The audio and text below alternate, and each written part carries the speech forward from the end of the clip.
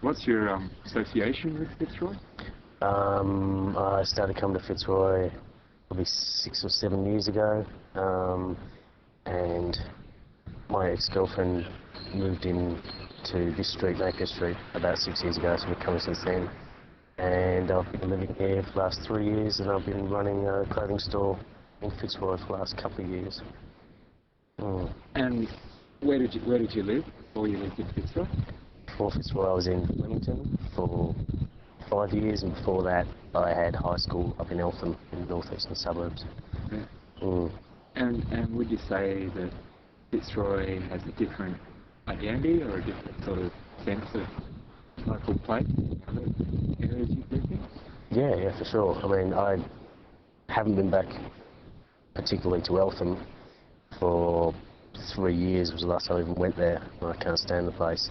The thought of being somewhere so far away from the city, and it's just painful to me now. Yeah. And yeah, Fitzroy's just got, there's just a lot more happening. There's a lot more faces and you know, stuff to do. Yeah. What sort of things are there to do? Yeah.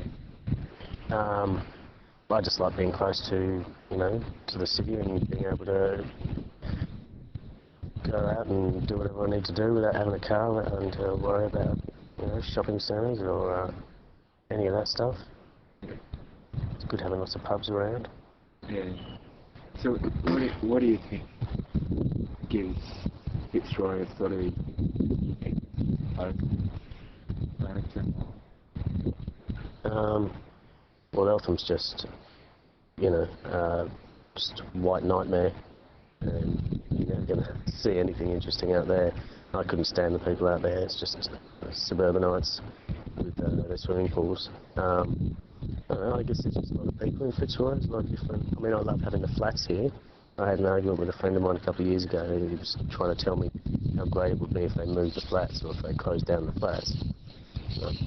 Flats obviously aren't a great thing, but it's great having them there, and it's great being able to see people like that around.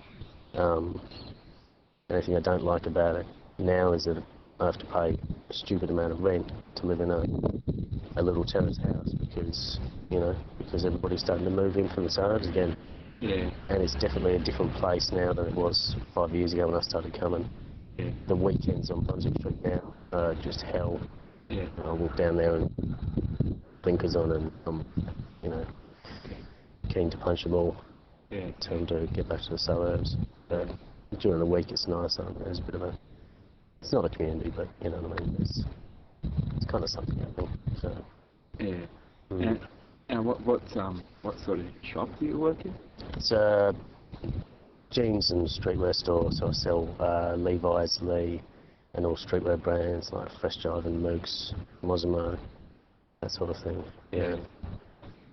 And do you understand things like globalisation? What it means with clothes and textiles, stuff like that? I basically get the theory of it. I mean, everything that I sell in my store is all, with a couple of exceptions, all made in China. So, I mean, I guess it's understandable. It's cheap labour over there, and it's not here. The only thing that kind of makes me question it, I mean, I can understand a company like Mooks, for example, which is worth a lot of money, $500 million this company's worth, that they have all their factories over there and stuff. But then there's also a company like Pervert that just makes jeans and that sort of thing. That's all made locally as well. That's in St Kilda, and they make it there. And their prices are about the same as companies that make it overseas. And also there's a company called Nobody, which is actually interesting. You could probably speak to Nick about it. He's in Fitzroy as well. It has been the whole time. Makes in Fitzroy.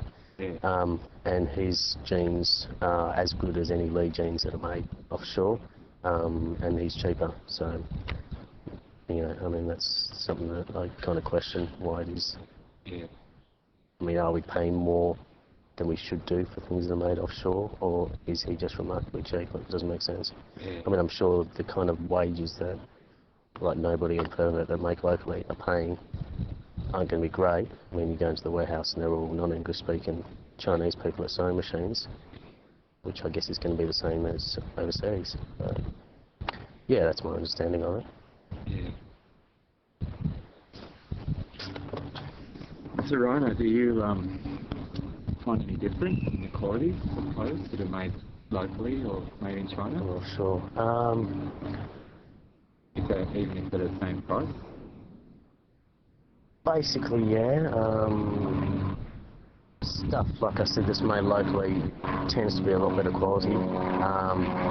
Even stuff like jeans is what I know and I do a lot of. Jeans always stretch, tell everybody they stretch, but certain brands stretch more than others. Ones like that I said is made locally are the best I've ever seen in regards to they don't stretch. The quality of their denim is a lot better than the ones that are made overseas. Probably the best example is that Levi's always used to be made in Adelaide. Their factory was always in Adelaide, made in Australia. And whilst the Levi's I sell are seconds, so they're things that they've stuffed up in the factory with little flaws on them. They've now, so yeah, I mean, the quality was always, if that's always happening, I guess it was always not 100%. But they've been starting in the last couple of years moving all their factories overseas, and they're just scattered around. Like there's some Levi's these days, got no idea where they're made. Some say Pakistan, some are China, some are Fiji as well, and the quality is just getting worse and worse, basically, as soon as they've moved overseas, and which means for my boss business it's a good thing because it's just going to mean more and more seconds and more money he's going to make. But yeah, definitely there's a difference. So if like the big corporate textile firms, if they pay the same wages as they do for local made stuff, then they could still be sold at the same price. What are you saying, if it was all made here? No, I was saying if the big tech corporates, the multinational corporates, Yeah. they pay $10 an hour, over $2 a day for their workers in China. Overseas, yeah. Do you think that they could still be sold at the same price? Well, I don't know. I mean, I don't know how that sort of thing works. Like I said, it doesn't make sense to me that you've got the same retail price for stuff that's made overseas as here.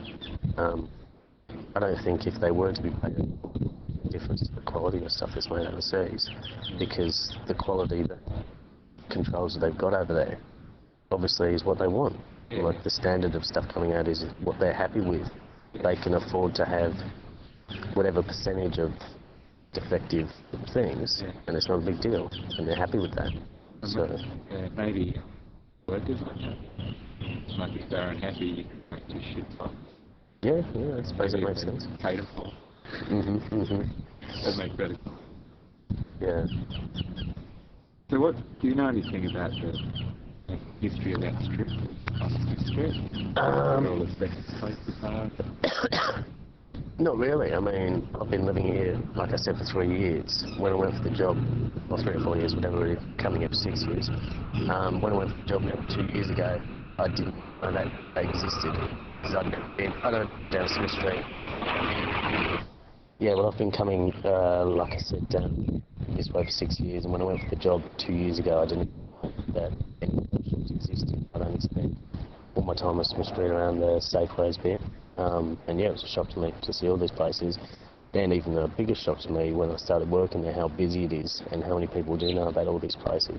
I think the first place to open there was Nike, which was about a while ago, probably 7 or 8 years ago. And then all the others, there were other factory outlets were there which aren't there anymore. I think, I don't know, like Glow Weave or whatever, an outlet down there for a while. There's been a lot of comings and goings down there. And then Adidas and Converse and stuff opened up maybe 2.5 years ago, about the same time that we did, I think, yeah. Is there any reason that they're all together? Is it just some sort of planning reason? Or? No, it just makes sense. People are going there to go to Nike. Yeah. Insane amounts of people. I don't know what they do with this shit, but they're just wanting to go to Nike, and so, you know, you've got this traffic flow, it makes sense. Yeah. And I mean, most of the time it is insane. Like, it's busier on a Saturday there than it is Burke Street or Swanston Street in the city. It's crazy. And most of the stores are second stores?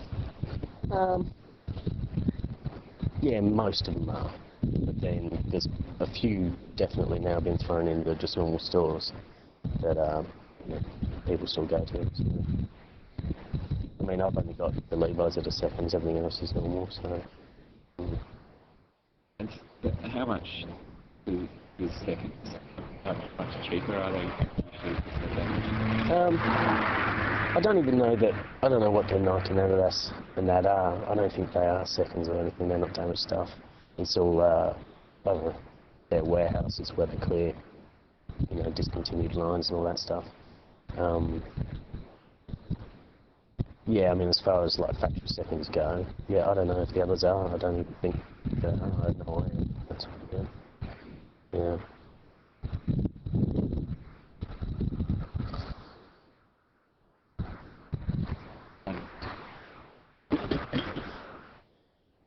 So, Rhino, retail and the textile industry seems to have got a lot of heat over from the anti-globalisation activists, especially companies like Nike. Mm-hmm. Do you see any solutions to the style of globalisation that the big textile companies are pushing, or do you? What do you mean in that? Is there a solution for these companies so that they look better to activists? Is that what you mean? Or? No, I mean, is there any of the practices you see that the companies like Nike do to get a better reputation in the public? Yeah. Well, I guess the way they treat all their employees, if you see Nike as a big company which has different facets to its organisation, one being its production offshore, which is their employees in China, and then there are the people who run the company, and then the people who are employees who sell the crap.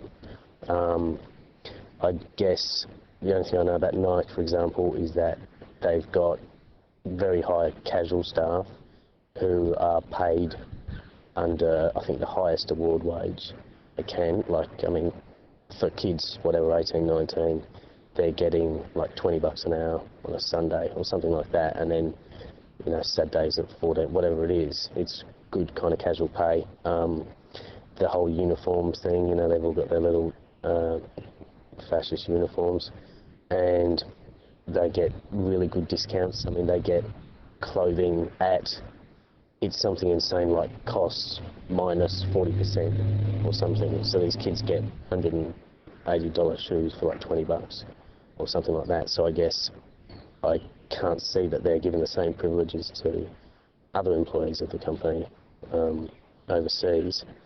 And it's the same as, I don't know, I guess it's the same as McDonald's. I did some work at McDonald's, and that they're run in a similar way in that they'll bend over backwards, you know, never fire somebody, always any sort of litigation or whatever, always settle out of court just to maintain this happy company appearance, I guess. I mean, and to distract you from, you know, the nuts and bolts of the company, so that you don't think about the factories overseas and you don't think about where the crap comes from. You just think this is a great company, giving me good hours, and I'm having fun at work, and my runners were really cheap. You know? Yeah. So possibly it's the people in the third world countries who subsidise the wages in the first world. Well, yeah, I mean, obviously, if they weren't paying such a pittance over there, they wouldn't have the, you know, money in the bank to do all these sort of things in the first world. Yeah. Cool. Nice.